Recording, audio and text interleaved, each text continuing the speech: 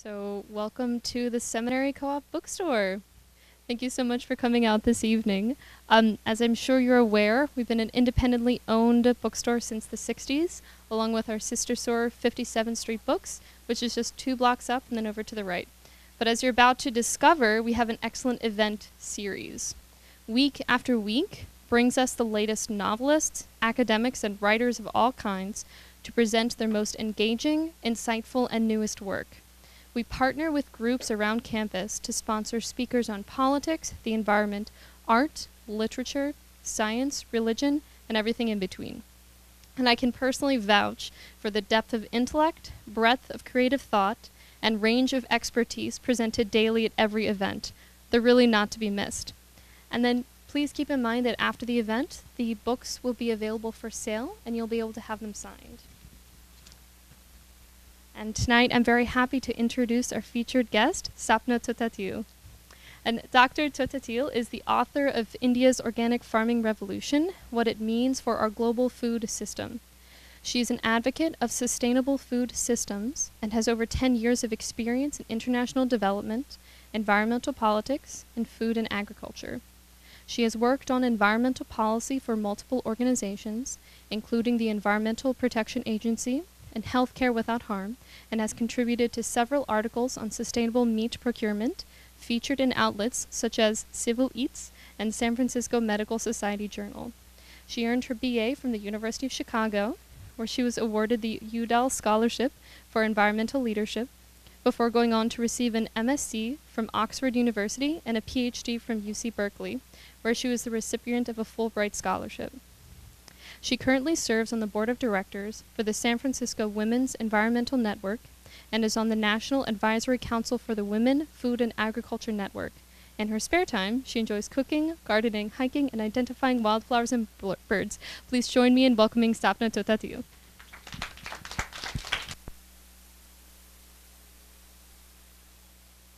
Everyone, it's such a pleasure to be here today. Thank you, Seminary Co-op, for opening up your space.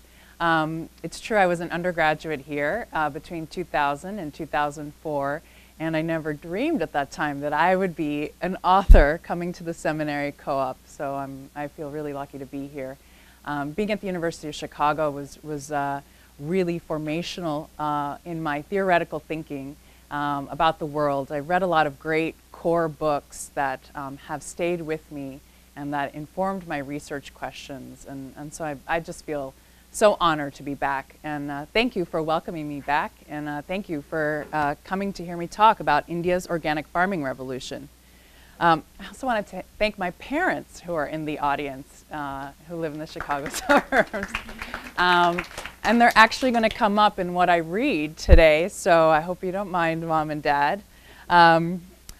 Today I'm going to mostly read I'm actually going to read the entirety of my foreword to give you a better sense of why I wrote the book and the journey that I've been on, and to also give you a little bit of a summary of the information that I picked up. And then I'll go through a presentation.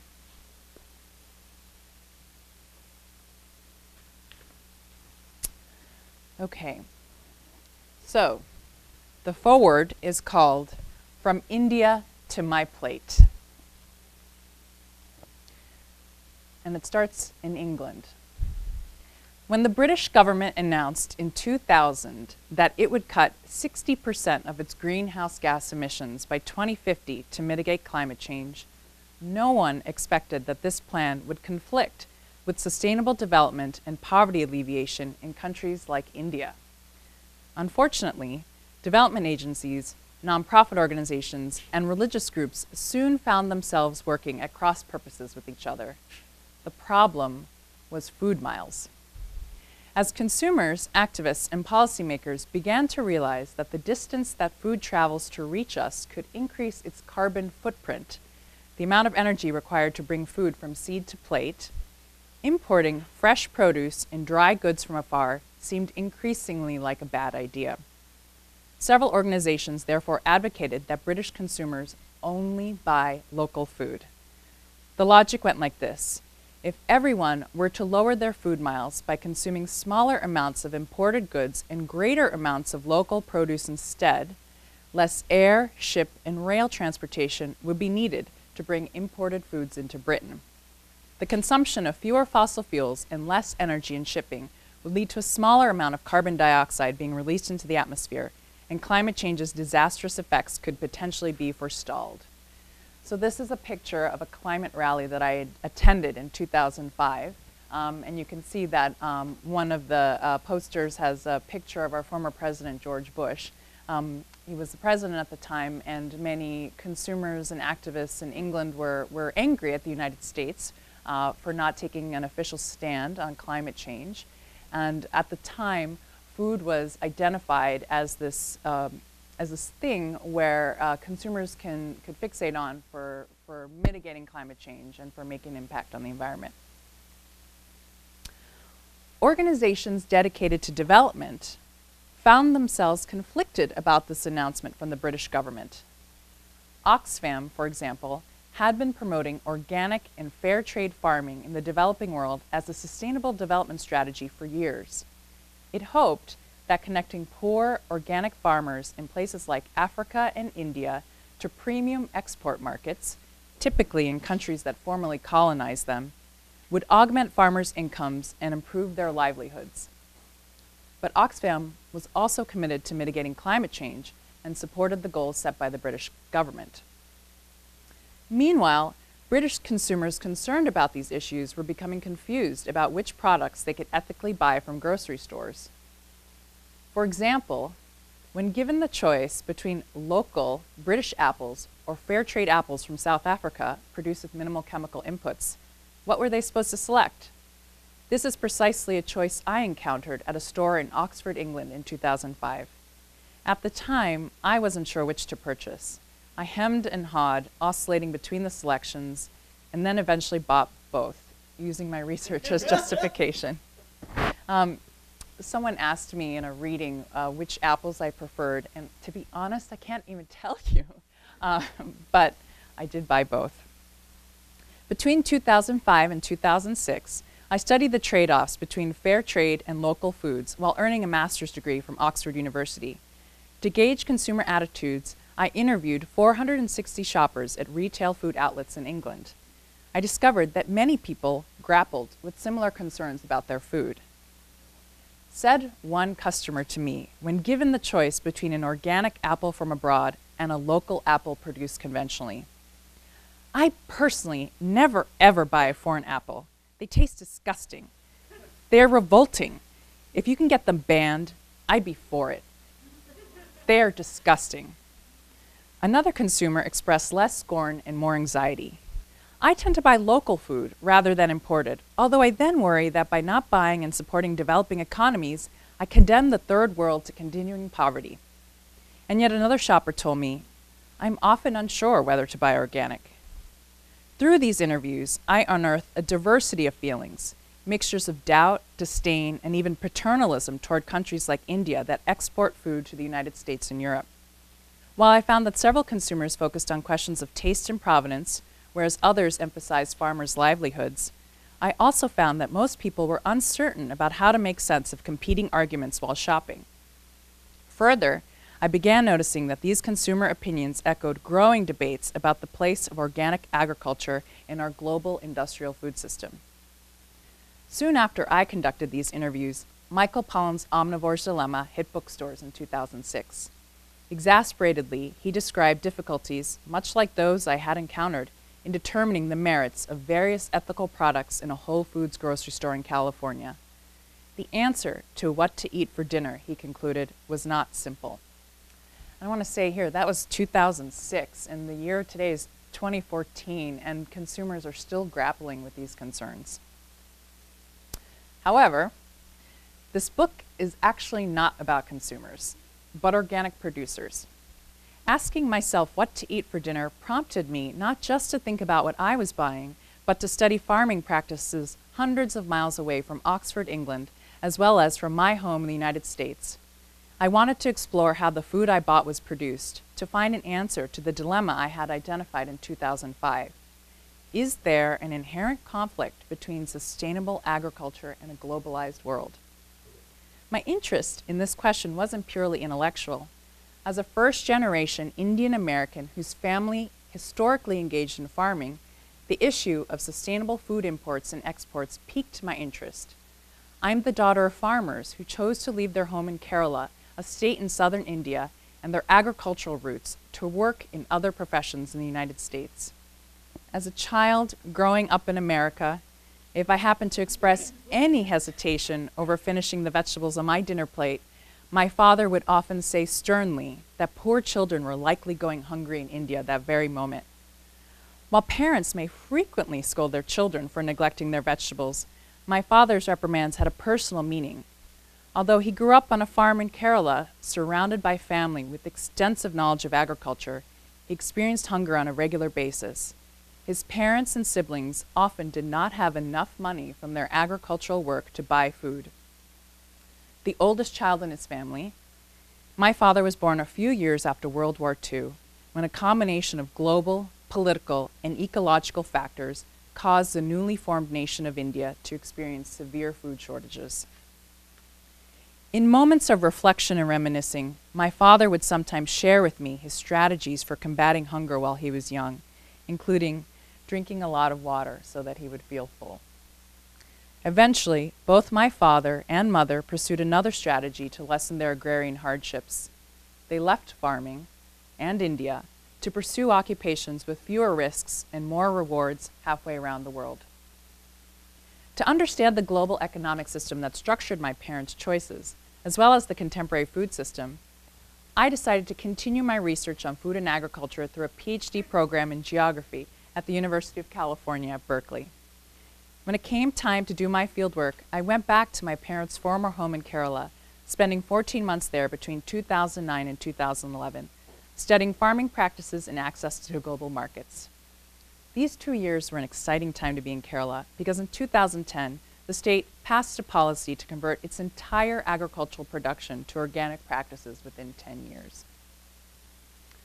While in Kerala, I spent time with farmers in their fields, attended organic agriculture training sessions and conferences, interviewed policymakers and government officials, and traveled throughout South India to study and analyze its emergent organic farming sector.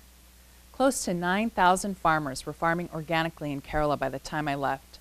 They had diverse and complex reasons for doing so, reasons that American and European scholars, journalists, and consumers had largely overlooked. From my time in India, I discovered that the politics of our contemporary food system are intertwined with the complex history of colonialism, free trade agreements, and exchange between local and distant cultures, flora, and fauna. Food and agriculture in one place are intimately interconnected with food and agriculture in other places. Therefore, the question of what to consume or produce in any country has global implications. Muddying this picture, however, is the fact that the agro-food system is not a level playing field.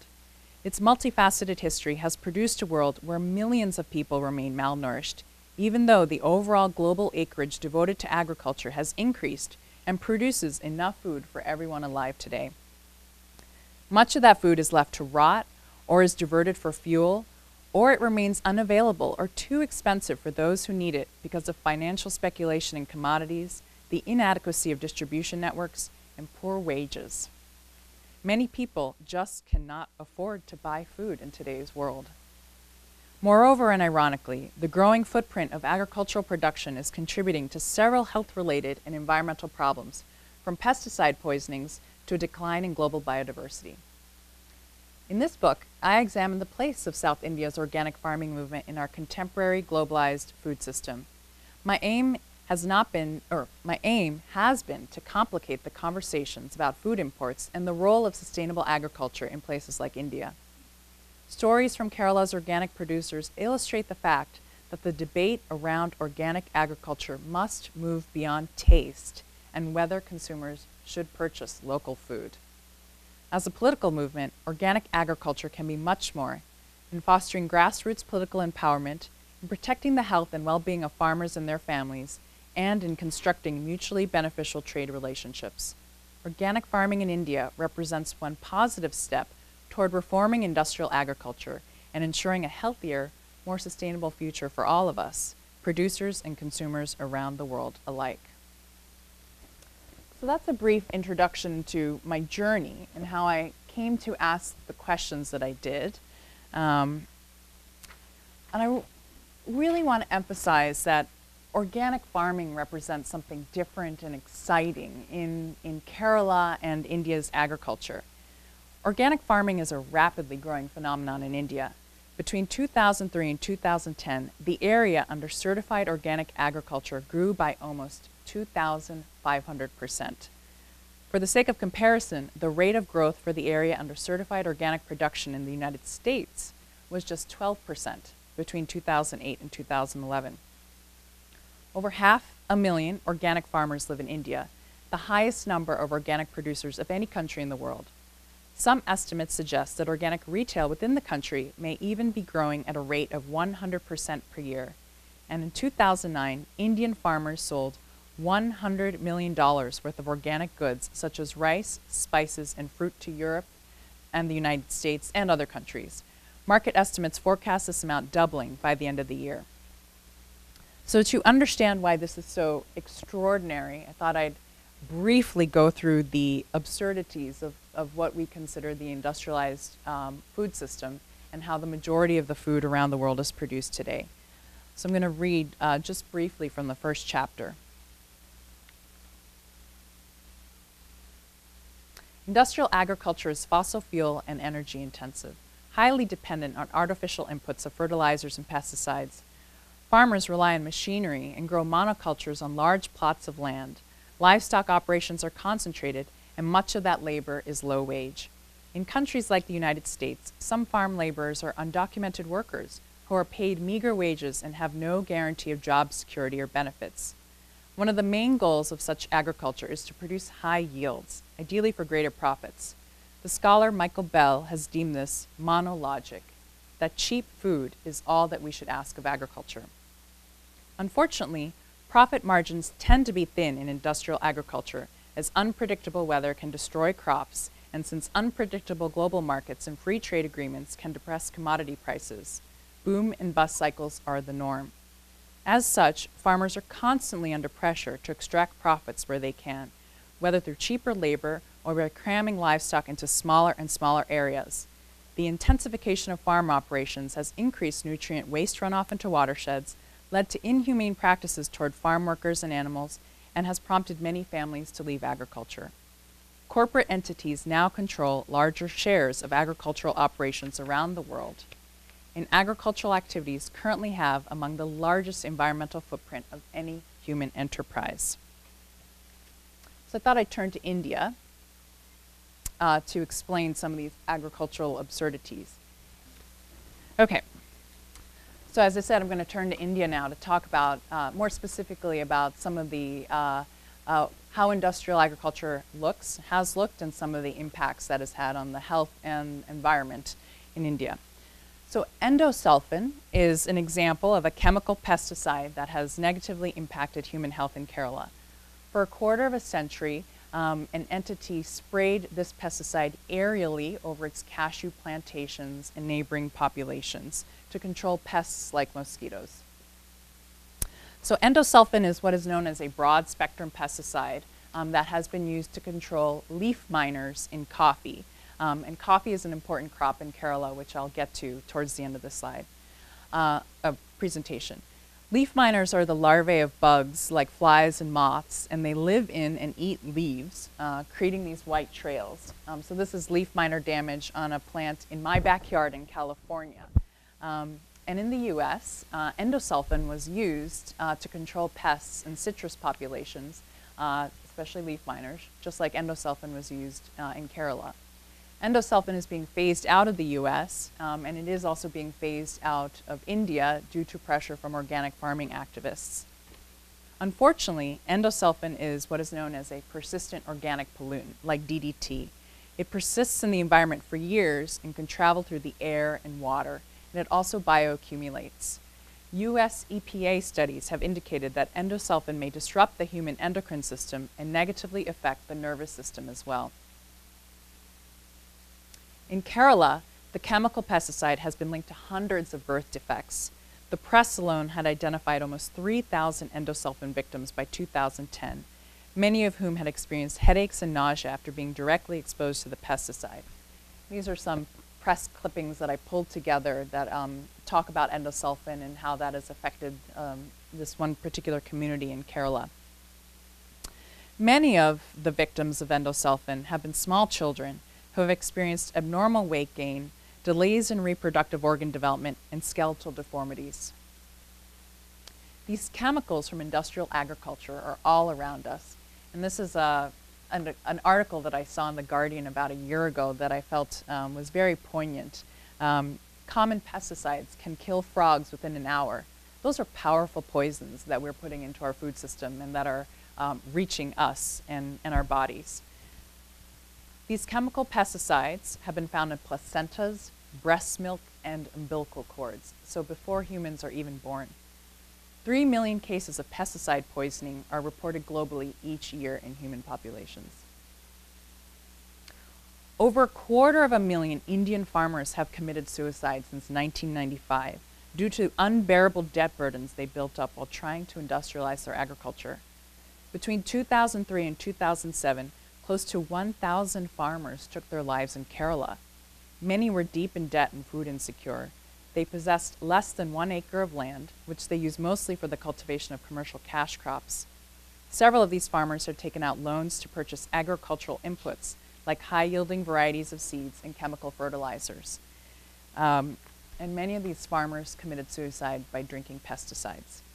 And according to the WHO, that is actually a common way that farmers commit suicide because pesticides are a poison that's readily available in farming communities. So now I'm going to back up and run through some history to give you some insight as to how India's food system came to have these problems and how it came to be structured the way it is. Between 12 and 30 million people are estimated to have died of starvation in India from 1876 to 1902. So those are estimates, historical estimates, 12 and 30 million people. Crop failures caused by erratic monsoon rains contributed to the widespread hunger and malnutrition during these years. However, many historians argue that British colonialism exacerbated the effects of these environmental conditions. The Indian subcontinent, which includes modern-day Bangladesh, Pakistan, and India, was a British colony from 1858 to 1947. The British colonial government imposed several social and economic changes in the region that led to food insecurity and famines during El Nino years around the turn of the 20th century. To transform the subcontinent's agrarian economy into one oriented toward markets and exports, British officials used taxation and debt to force locals to grow wheat and cotton on a large scale, instead of growing a diversity of staple food crops such as pulses and vegetables as they had before. The structure of agriculture changed so that farmers in India no longer produced traditional food for local consumption, but cash crops or monocrops for the world market instead. Food became a commodity that people had to purchase. As such, communities in India had to sell their agricultural outputs to earn money to buy food and to pay taxes to the colonial government. These were changes that were actually happening globally under colonialism.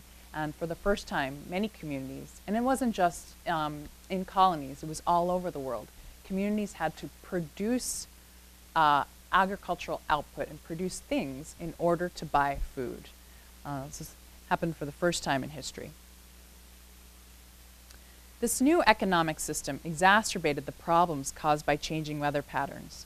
Normally, India experiences 2 monsoons, or tropical rainstorms, one from the southwest from June through September, which you can see in the blue, and another from the northeast before the year ends, around October, pictured in red. During El Nino, a global climate phenomenon that occurs every 3 to 6 years, the Indian monsoons deliver less rain, often producing drought. When the El Ninos brought drought to India during British rule, most Indians found themselves ill-equipped to deal with the consequences. If a wheat crop failed one season, maybe because of drought, a farmer would earn no income and would therefore be unable to buy food. Millions found themselves in this situation at the turn of the 20th century, which is again why you had widespread famine. So speeding up, glossing over many details, which you can read about in the book, we arrived to the 1960s. After decades of ongoing food shortages, even after independence from the British Empire, the Indian government decided to pursue some policy changes, including the Green Revolution. The Green Revolution continues along the tradition of industrializing and intensifying agriculture, which rose to prominence under colonialism. It's basically a system of science and technology that revolves around food crops. Basically, during this time, the government introduced new wheat that had been developed by scientists to produce higher yields, and they came from hybrid seeds.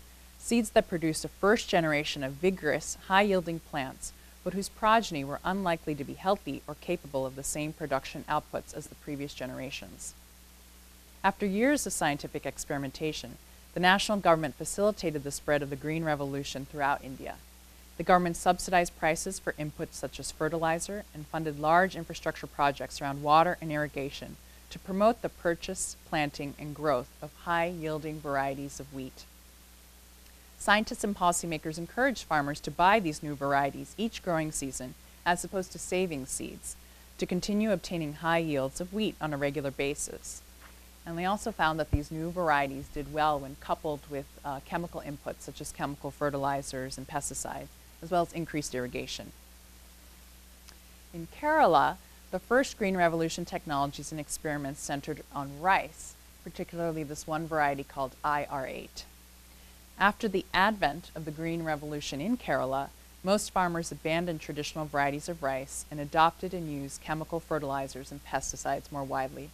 This is a picture of organic paddy fields, actually, but this is what rice cultivation looks like in Kerala. Kerala is tropical in climate and has specialized in spices like black pepper, pictured here, for centuries. In fact, black pepper is native to the region, and if you go read the travel writings of Marco Polo and Christopher Columbus, they talk about the black gold of the Malabar coast, which is black pepper from what is known as Kerala today. To take advantage of this historic competitive advantage in pepper production, the state government heavily promoted black pepper production immediately after independence from the British Empire. It introduced several new Green Revolution pepper vines into the region, for example, and farmers began to rely on these pepper strains as their major source of income. Most of the farmers who came to utilize the new pepper varieties were small to medium landholders who devoted their pepper cultivation to one or two of the newer varieties of pepper only. In contrast to the previous practice of saving seeds, many of these farmers also began to purchase the pepper vines from the agricultural department. And, as the agriculture department recommended, they began to utilize heavy doses of pesticides in their growing. As a whole, the production of pepper and the outcome per acre increased in Kerala. However, there are some downsides to all this agricultural production. Despite the advent of the Green Revolution in Kerala, which was meant to increase rice and grain yields throughout the country, the area under rice paddy cultivation in Kerala dropped by 65% between 1961 and 2007. Although policymakers and economists debate the reasons for Kerala's shift away from the cultivation of rice, one driving force behind the change has ironically been the Green Revolution. While the Green Revolution increased the overall production of rice throughout the world and in India, it lowered the investment return for individual rice farmers in Kerala. And as for Kerala's black gold, Kerala's pepper plants began to wilt and die off on a large scale in the 1990s due to a fungus called Phytophthora. Phytophthora is a naturally occurring soil-dwelling fungus, but when allowed to proliferate, it really attacks the roots of pepper vines and causes pepper plants to wilt and die off. And this is what happened in the 1990s in Kerala, and pepper production collapsed in unprecedented magnitude in several areas of the state. Many scientists that I spoke with are convinced that the reason why Phytophthora was allowed to proliferate is because many of its natural enemies, including another soil-dwelling fungus, were killed off by constant chemical application to the soil. And so the soil and these microorganisms no longer had the ability to fight off Phytophthora. Phytophthora has caused losses equivalent to 2,000 tons of pepper per year, valued at several $1 million annually. And this has made farmers extremely vulnerable to debt and has contributed to Kerala's farmer suicide problem. So things are changing in India, which is what I showcase in my book. In Kerala, farmers and activists and policymakers are turning to organic farming to break away from this system of agricultural production heavily reliant on chemicals and the cause of all these farmer suicides. In 2010, after years of negotiations, the state passed a policy to convert the entire state to organic farming within 10 years. That's a very important story in my book and from my research, and I dedicate a whole chapter to it.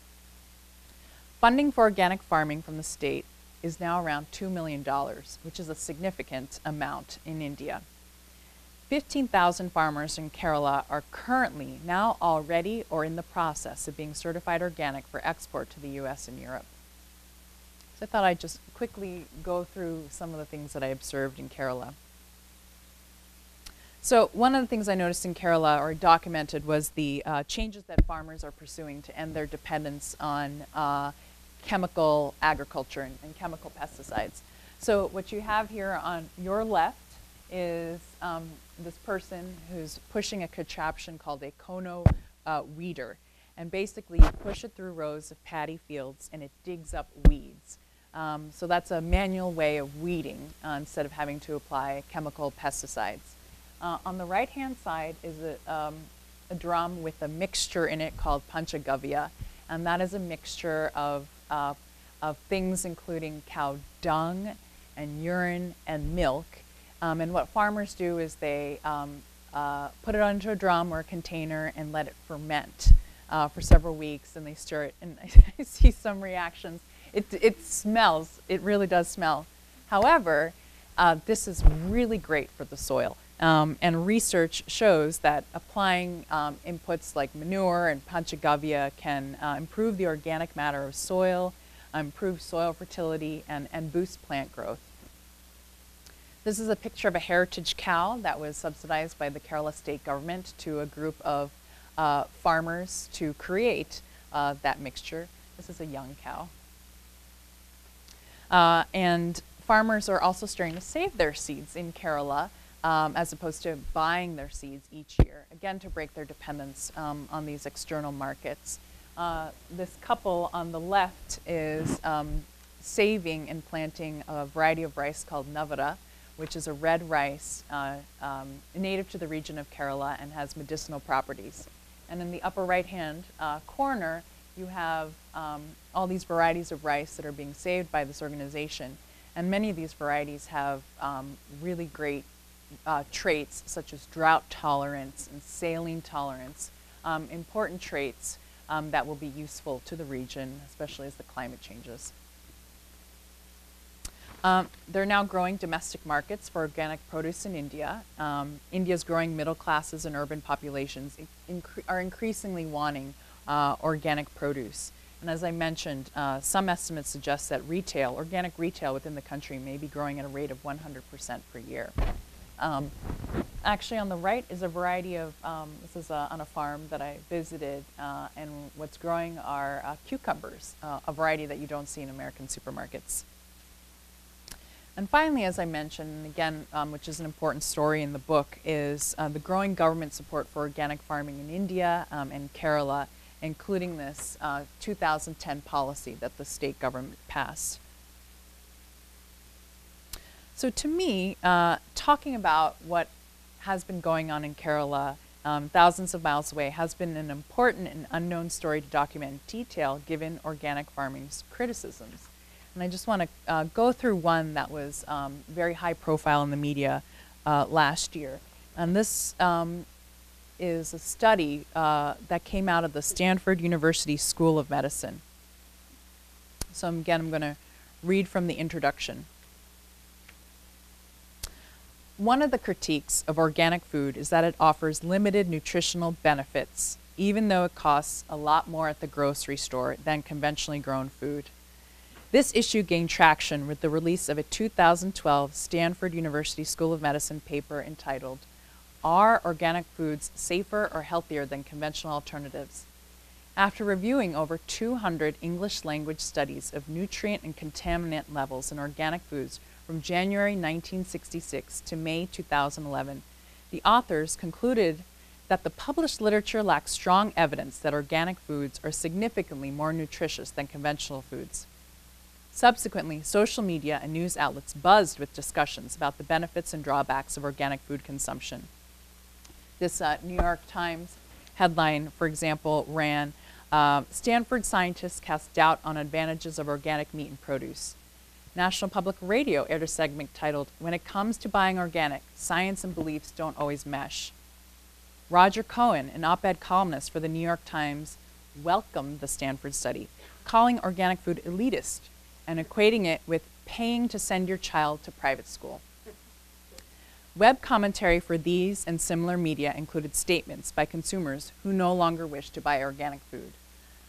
So I talk a bit about this issue of price in organic production and what it means for consumers. I won't get into that right now, but again, you know, this was a study that I found particularly disconcerting, and this and the buzz around it, this further questioning of the merits of organic foods, I found particularly troubling.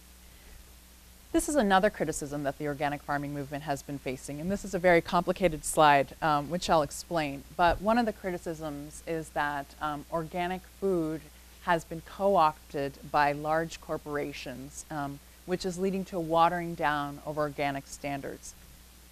So what you have here in green is you have companies like Honest Tea, Odwalla, Naked Juice, companies that have a particular, we associate usually with more sustainable practices.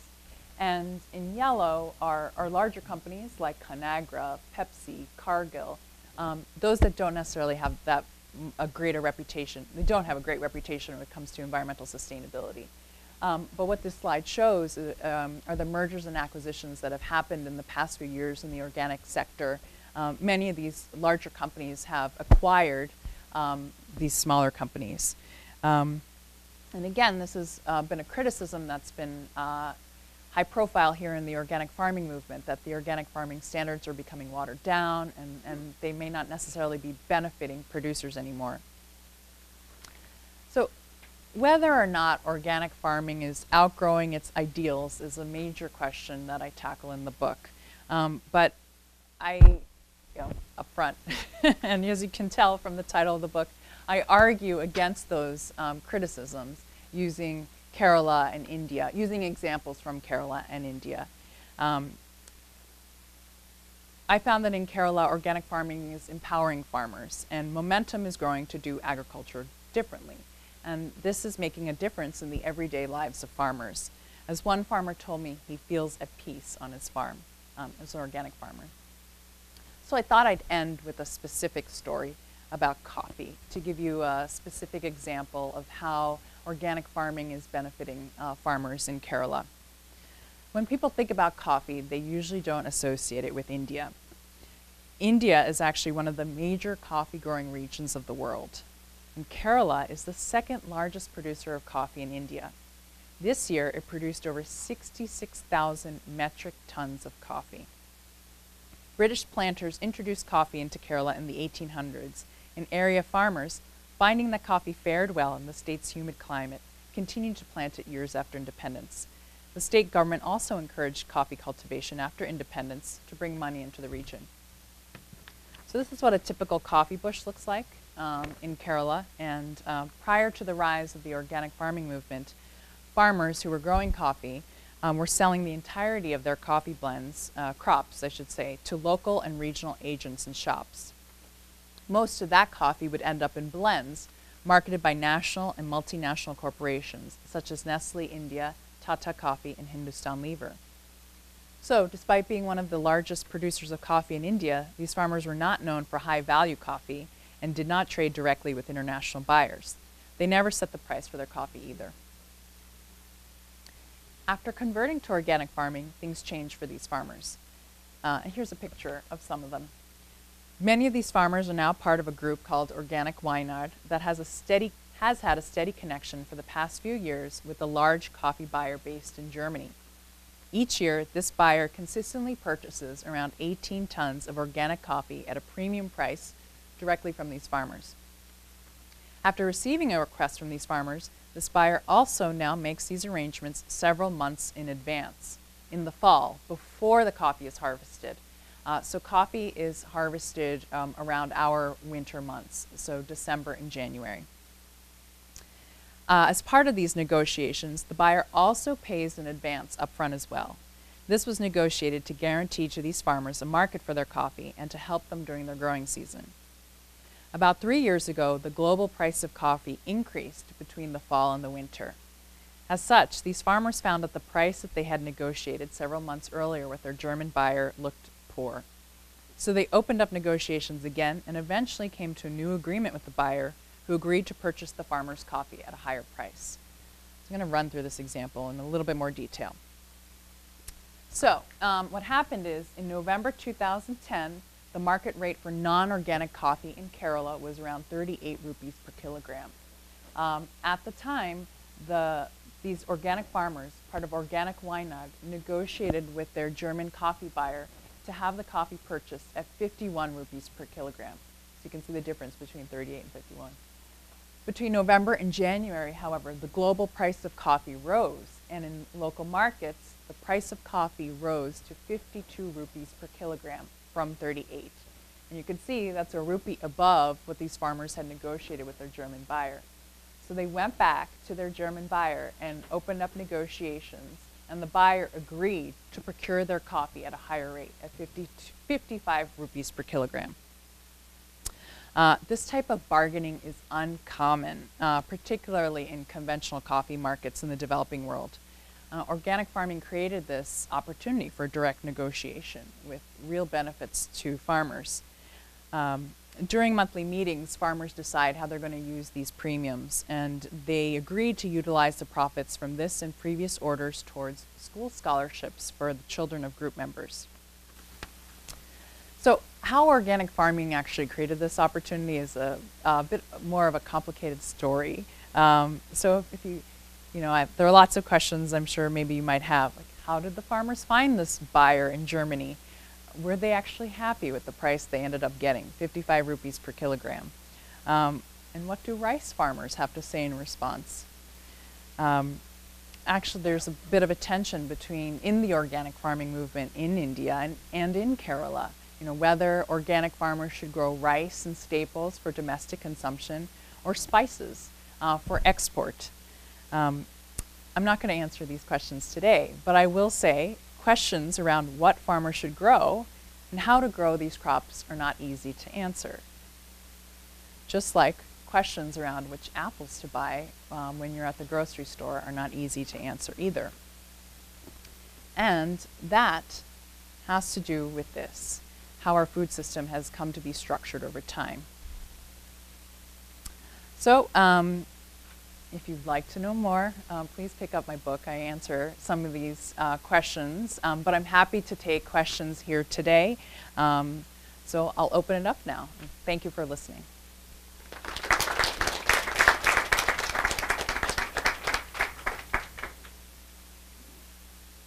Yes?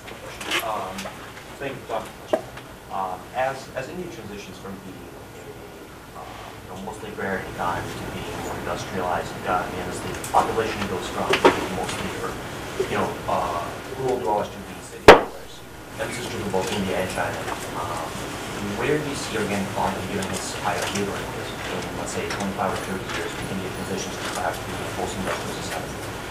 In the U.S., farmers are a small percentage of the population, and yet their agricultural output is really high. Do you think India will follow that trajectory, or is there a middle ground?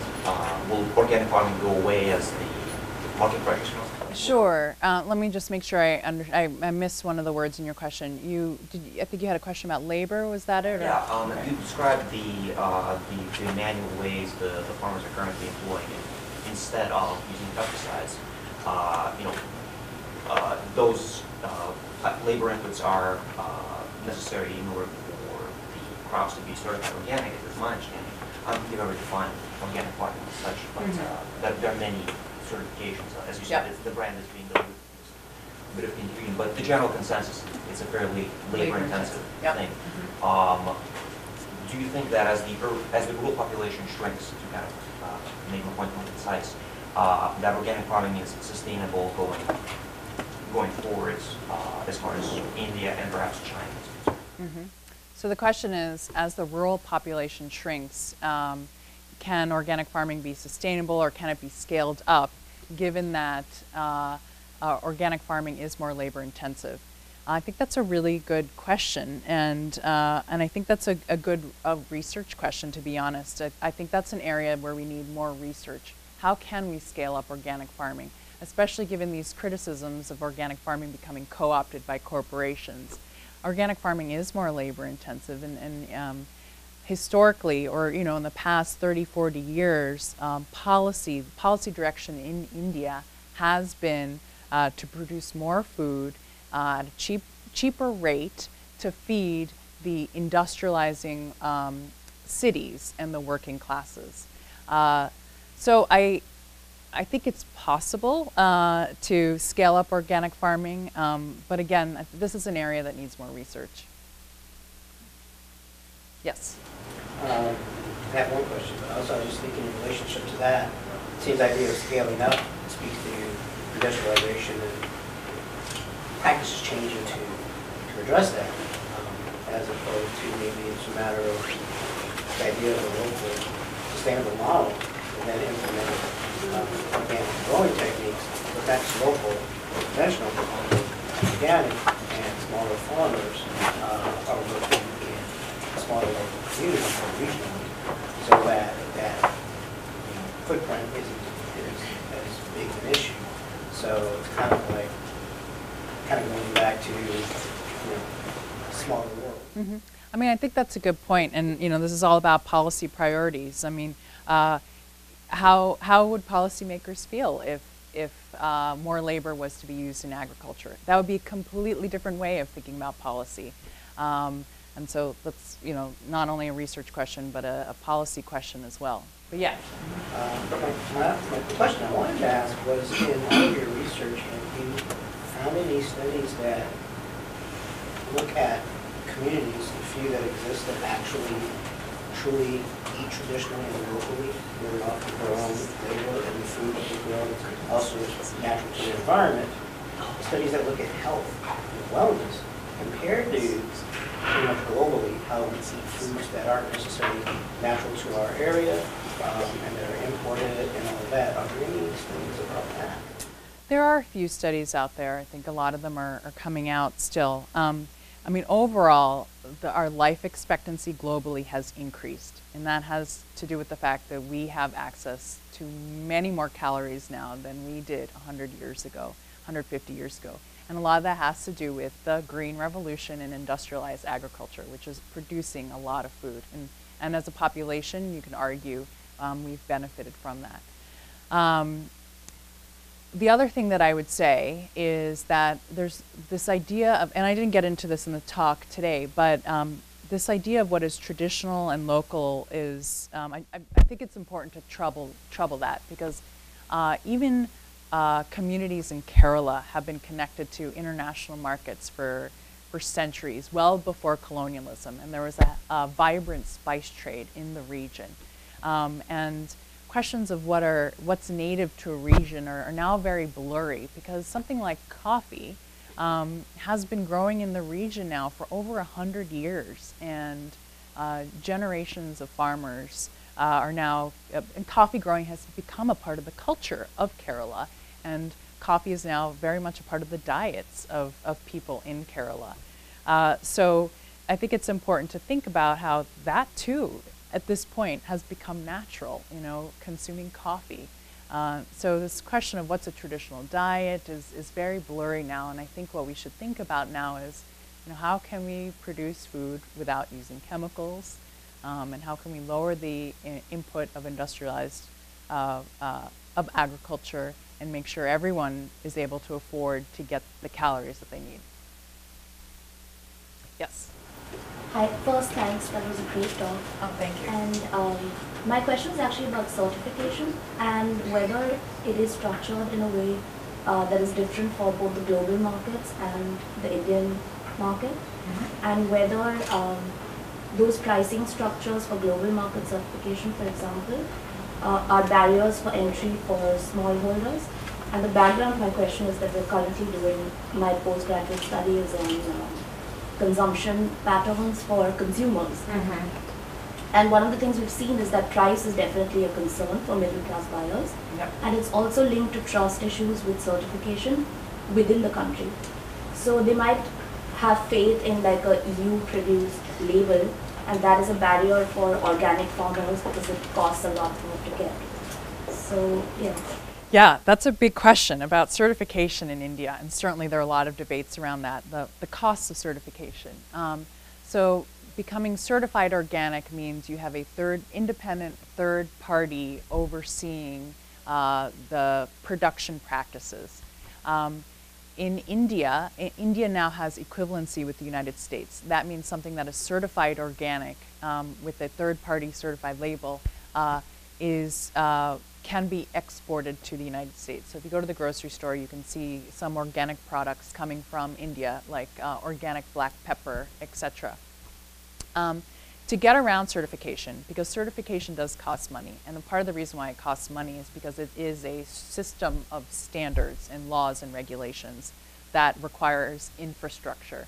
To get around that, indigenous certification, and this is the language that people in Kerala use, has been created. So one of the first third-party certification entities in India is based in Kerala called IndoCert. And they're charging lower prices because they're using Indian inspectors, for example, to go inspect farms. Another way that organic producers in Kerala and the developing world and in India are getting around the cost of certification is doing group certification through something called ICS, or internal control systems. So what that means is groups of farmers get together in these groups, and they're certified organic as a group. So these farmers double check or police, depending on your how you see it, each other's paperwork, and then inspectors come and randomly inspect the farms as opposed to inspecting all of the farms individually, which decreases costs for producers. There are also currently some subsidies for organic certification from the Indian government. So there are lots of things out there that help reduce the costs of certification for Indian producers. As for consumers, on the consumer side, certified organic products cost more. I think that's a real issue that's confronting the organic farming movement all over the world and here in the US. It is true that sometimes there isn't much of a price difference between organic and non-organic goods, depending on where you go to buy your produce, the season, etc. But in general, it does cost a little bit more, and I think that's something that that we need to think about. And how can we make sure that food produced without chemicals is the norm? Does that answer all of your questions? Okay. So in the back, yes, with your jacket. Yeah. Hi, thank you for that fascinating talk.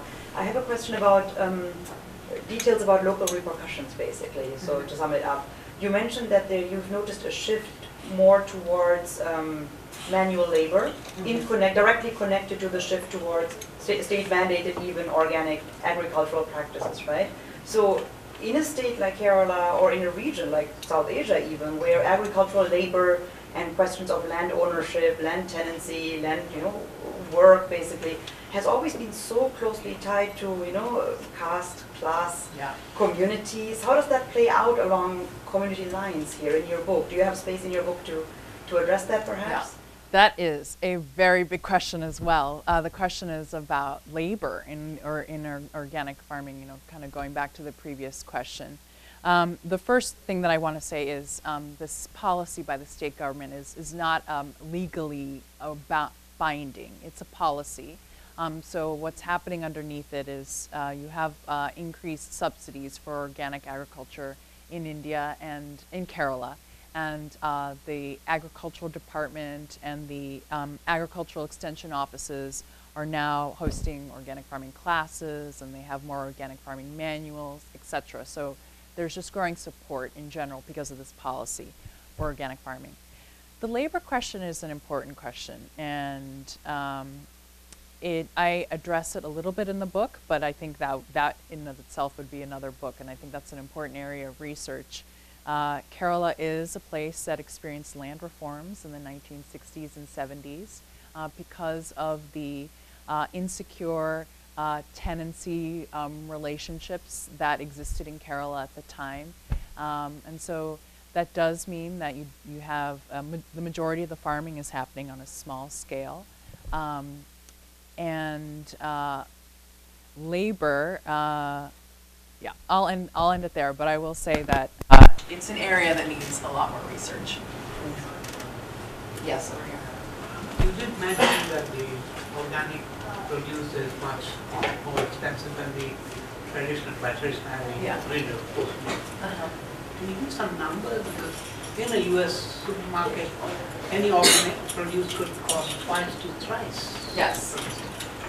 And given the fact that, and what is the productivity, for instance, ratio of 1 acre of industrial production to 1 acre of organic produce? What is the production ratio?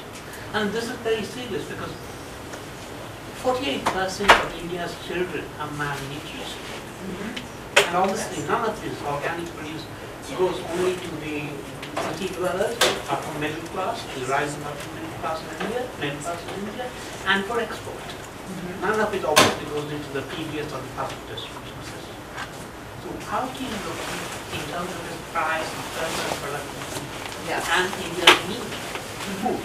And especially in the light of the Stanford research that organic produce is not particularly more nutritious except for the lack of pesticides. So many things, again, about price and production.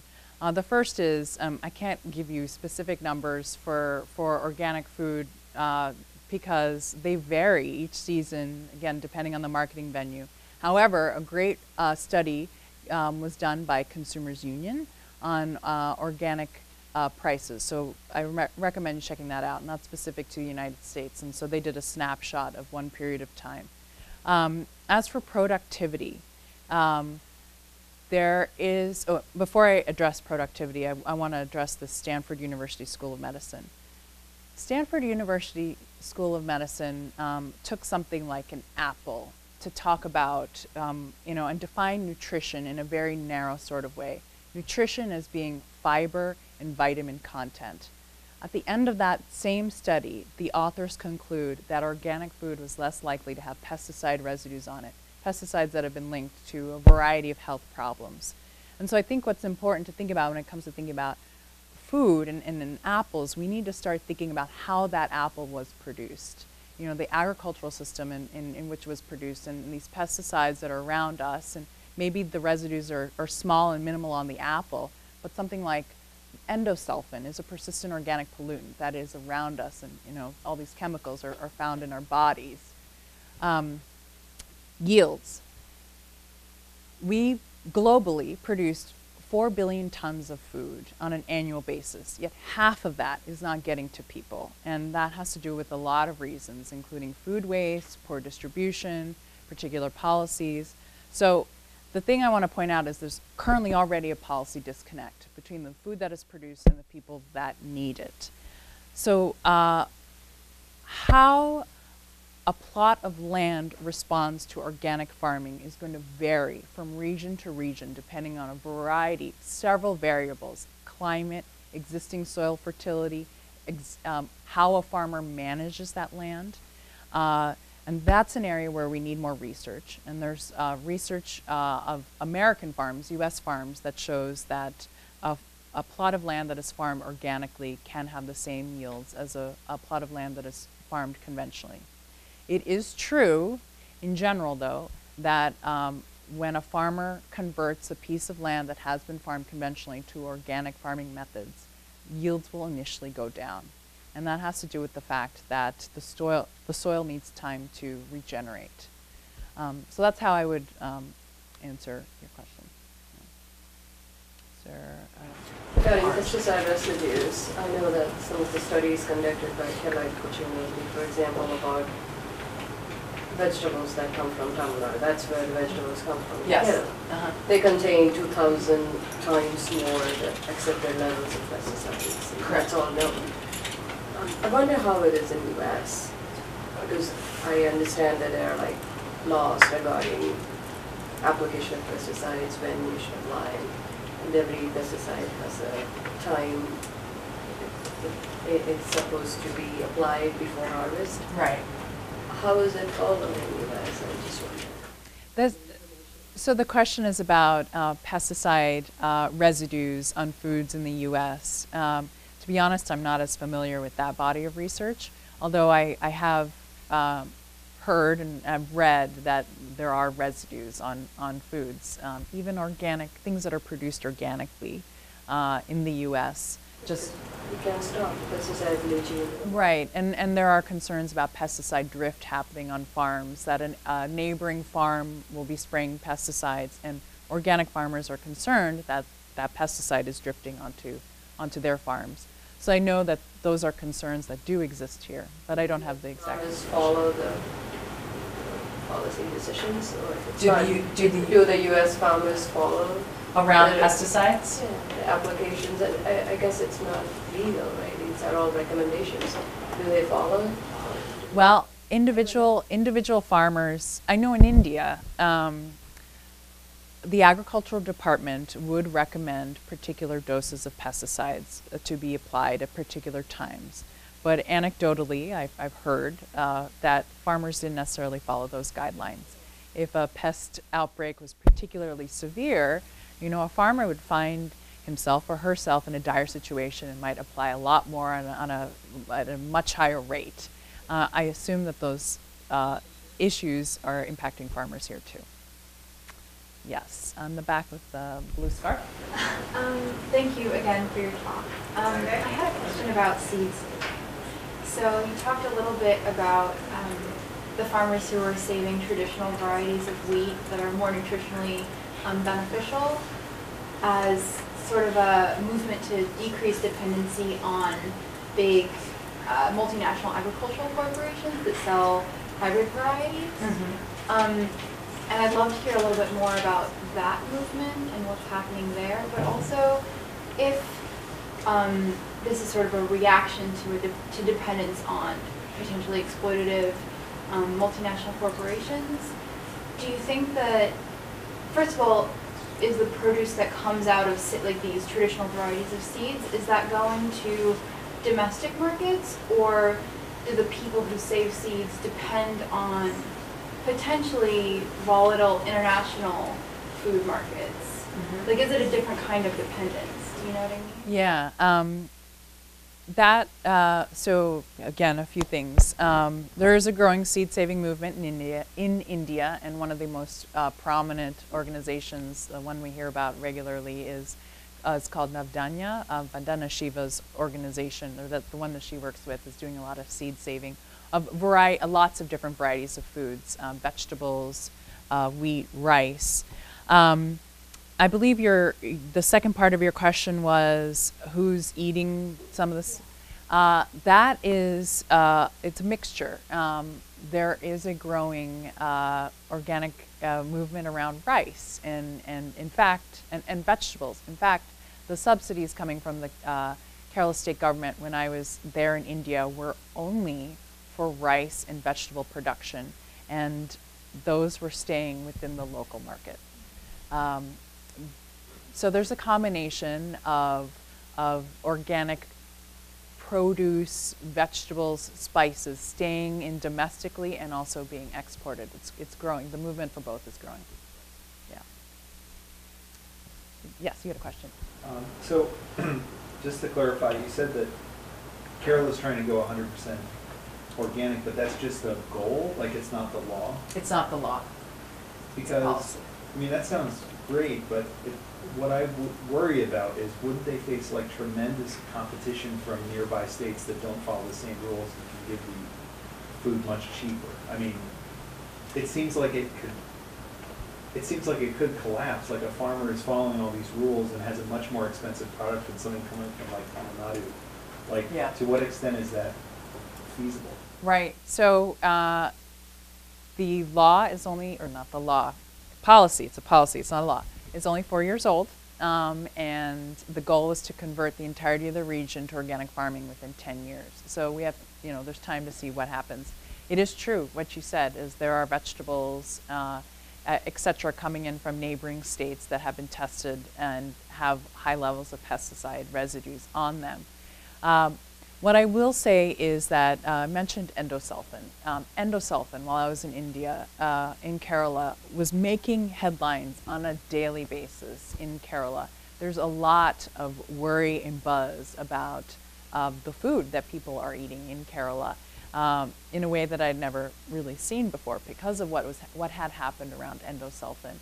So there is a public will for, and there's a growing demand for organic products. And I think that will carry Kerala a long way. But how things will pan out within 10 years has yet to be seen. And that's also another area where more research will be needed. Kerala is also a special place. It's higher literacy than nearby states. So Yes. it will take a long time for India's other states to adopt because of literacy issues. I should say that organic farming around India is increasing and interest for it. Yep. Mm-hmm. Question in the back? Yeah. I was wondering if you could return to talking a little bit more about the challenges presented by this singular label applied to clearly a very plural reality, and both the two dimensions that occurred to me while you were speaking are the global one, that, you know, what is understood as organic in India and the United States may be different, but also the just, you know, food to food, that the vagaries of organic farming for pepper are different than organic wine. And so we've got this, you know, we've got this nomenclature that really is kind of unifying, but there's an incredible diversity. And I guess, you know, as you tell your global story, is it really difficult to account for all that local variation? Sure, sure. I'll have that be my last question as well. And maybe we can all talk afterwards. So organic, this idea of organic as one label, is it sensitive to local geographies, local climates, etc.? Yes and no. I asked many farmers in India this. I mean, how do you feel about these specific standards? And one of the farmers told me that he was already farming organically before he got the label. And this label was just one way of giving him access to different sort of markets. So it gave him more of a competitive edge. And according to him, there are many different types of organic farming that could be considered certified organic. There's Vedic farming, biodynamic farming, et cetera, no-till agriculture. So according to him and many other farmers, organic farming does have that flexibility of being sensitive to different traditional, for lack of a better word, ways of farming. The other thing that I'll say is the organic standard is you know, like a policy solution. So it is one way of dealing with pesticides. It is one way that farmers can have access to particular markets. I would say it's not the only solution out there. It's not the only way we should be thinking about reforming industrial agriculture. It's just one piece of a policy tool that we could use. So I'll end it there, but I'm happy to continue taking questions. If folks want to buy books or sign books, I'm happy to sign books. And I will say one thing, because this is very important. That question of labor and labor happening on organic farms has been a very important question here in the United States. And I know that it is a very important question in India too. So I think it would be a great research question if you're interested in pursuing that more. So thank you very much, everyone.